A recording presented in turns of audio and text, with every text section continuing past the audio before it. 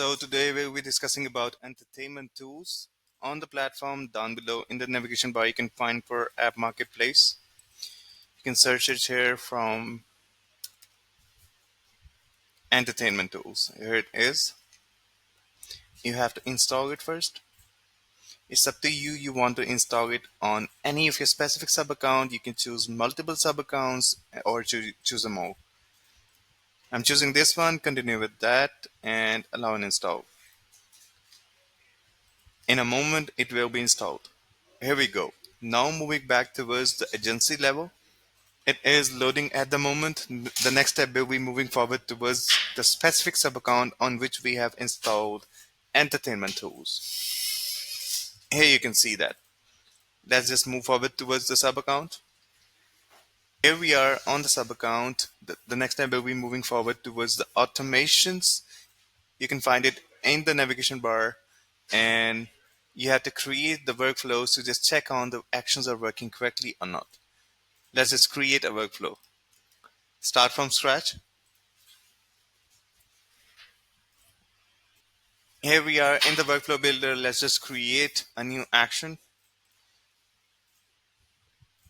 Find for entertainment tools. These are the actions provided by entertainment tools. You can have a look the bucket list, hobbies, and check noise. Just we can just move forward with hobbies. And here's a drop down. You can choose from any of them. Let's just choose sports and hobbies, sports and outdoors. I'm sorry for that. Save this action. You can also create some notes with that. Find for the notes, add to notes, find for custom values.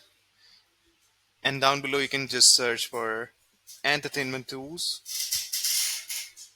the hobby, add some text with that. Now saving the whole, and now we will be testing our workflows. To do that, so we are just setting an example at the moment. Let's just choose this one and run this test. Head towards the execution logs.